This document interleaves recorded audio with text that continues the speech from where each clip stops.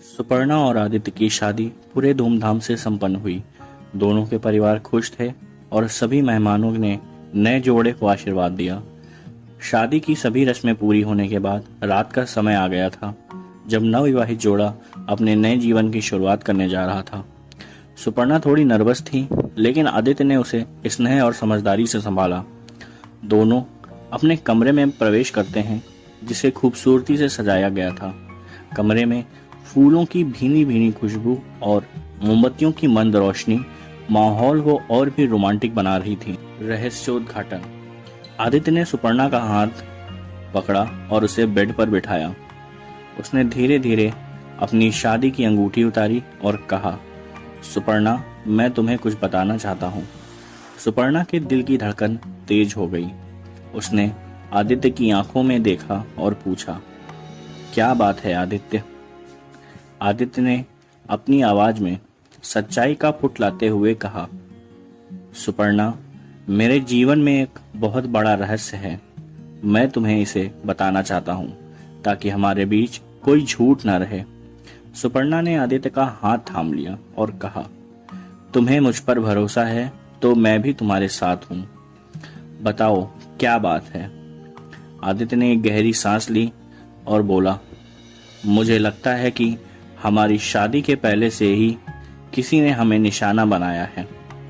मुझे कुछ दिनों से अजीब सा एहसास हो रहा है। मैंने हमारे घर के आसपास कुछ संदिग्ध हरकतें देखी हैं। सुपर्णा चौंक गई, लेकिन उसने अपने डर को काबू में रखा और पूछा, क्या तुमने इस बारे में किसी और को बताया? आदित्य ने सिर हिलाया, नहीं, मुझे डर था कि कोई मुझे गंभीरता से नहीं लेगा। मैंने कुछ सुराग जुटाए हैं, लेकिन मैं तुम्हारे बिना आगे नहीं बढ़ सकता। सुपर्णा ने आदित्य को समझाते हुए कहा, हमें मिलकर इस रहस्य को सुलझाना होगा। हमें देखना होगा कि कौन हमें नुकसान पहुंचाना चाहता है और क्यों। आदित्य ने अपनी अलमारी से एक छोटी सी फाइल निकाली और सुपर्णा को दिखाई। उसमें कुछ फोटोज और नोट्स थे। ये सब मैंने पिछले कुछ दिनों में इकट्ठा किया है, आदित्य ने कहा। ये फोटो हमारे घर के आसपास खींचे गए हैं और इनमें कुछ अनजान चेहरे हैं। सुपर्णा ने फोटोज को ध्यान से देखा। क्या तुमने इन लोगों के बारे में कुछ भी पता चला? उसने पूछा। आदित्य ने सिर हिलाया, नहीं, लेकिन मुझे यकीन है कि ये लोग हमारे बारे में कुछ जानना चाहते हैं। सुपर्णा ने गहराई से सोचा और बोली, हमें इन फोटोज और नोट्स को विस्तार से जांचना होगा। शायद हमें इनमें से कुछ संकेत मिले। दोनों ने मिलकर फोटोज और नोट्स को गौर से देखना शुरू किया। एक फोटो में एक व्यक्ति आदित्य के ऑफिस के पास खड़ा था और दूसरी फोटो में वही व्यक्ति उनके घर के बाहर दिखाई दे रहा था। ये आदमी हमें क्यों फॉलो कर रहा है? सुपर्णा ने सवाल किया। आदित्य ने चिंतित होते हुए कहा, यही तो मुझे समझ नहीं आ रहा, लेकिन हमें इसका पता लगाना होगा। दोनों ने तय किया कि वे रात में ही कुछ सुराग जुटाने की कोशिश करेंगे। आदित्य ने कहा, हमारे घर के बाहर एक सीक्रेट कैमरा है जो मैंने कुछ दिनों पहले लगाया था। हमें उसकी फुटेज देखनी चाहिए। सुपर्णा ने सहमति में सिर हिलाया और दोनों ने मिलकर कैमरे की फुटेज देखनी शुरू की। फुटेज में वही आदमी रात के समय घर के आसपास घूमते हुए दिखा। यह आदमी कौन हो सकता है? सुपर्णा ने पूछा। आदित्य ने फुटेज को ध्यान से देखा और कहा, मुझे लगता है कि हमें इसका चेहरा पहचानने के लिए पुलिस से मदद लेनी होगी। सुपर्णा ने सहमति जताई और दोनों ने पुलिस स्टेशन जाने का फैसला किया। पुलिस स्टेशन पहुंचकर उन्होंने इंस्पेक्टर को सारी बातें बताईं और फुटेज दिखाई। इंस्पेक्टर ने कहा, ये मामला थोड़ा गंभीर लगता है। हम इसकी जांच करेंगे और जल्द ही आपको सूचित करेंगे। घर लौटते समय सुपर्णा और आदित्य के मन में तरह तरह के सवाल उठ रहे थे। क्या हमें अपने परिवार को इस बारे में बताना चाहिए? सुपर्णा ने पूछा। आदित्य ने कहा, शायद अभी नहीं, पहले हमें खुद इस मामले की तह तक पहुंचना होगा। जब वे घर पहुंचे तो उन्हें एक अजीब सी चिट्ठी मिली।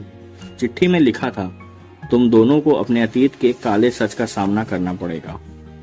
चिट्ठी का रहस्य। सुपर्णा ने चिट्ठी को ध्यान से पढ़ा और कहा, क्या ये चिट्ठी हमारे साथ जुड़ी हुई है?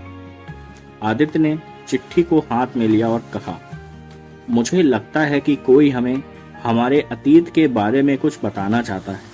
हमें और भी गहराई से इस मामले की जांच करनी होगी। गुप्त बैठक।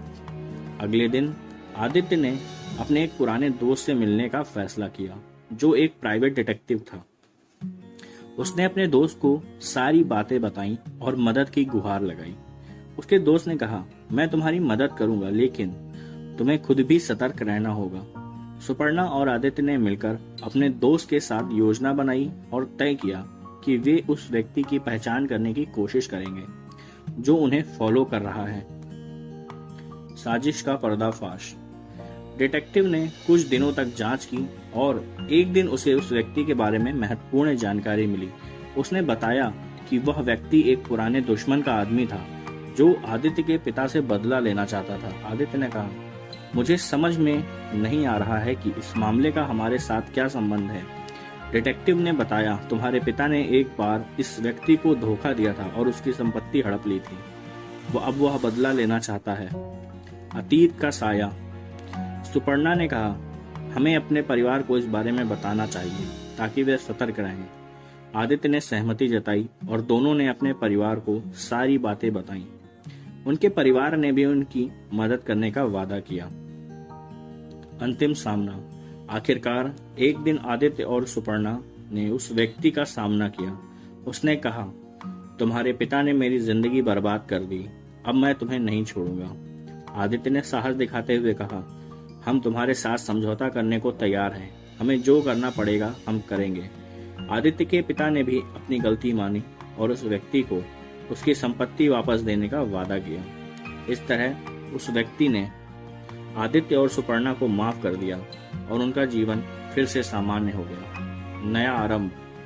इस घटना के बाद आदित्य और सुपर्णा ने एक नई शुरुआत की और अपने जीवन को सुखमय बनाने का संकल्प लिया।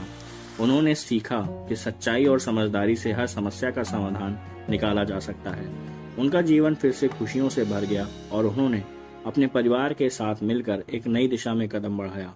इस तरह उनकी सुहागरात की कहानी एक अद्वितीय और रहस्यमय अनुभव बन गई, जिसने उन्हें और भी करीब ला दिया और उनके रिश्ते को और मजबूत बना दिया।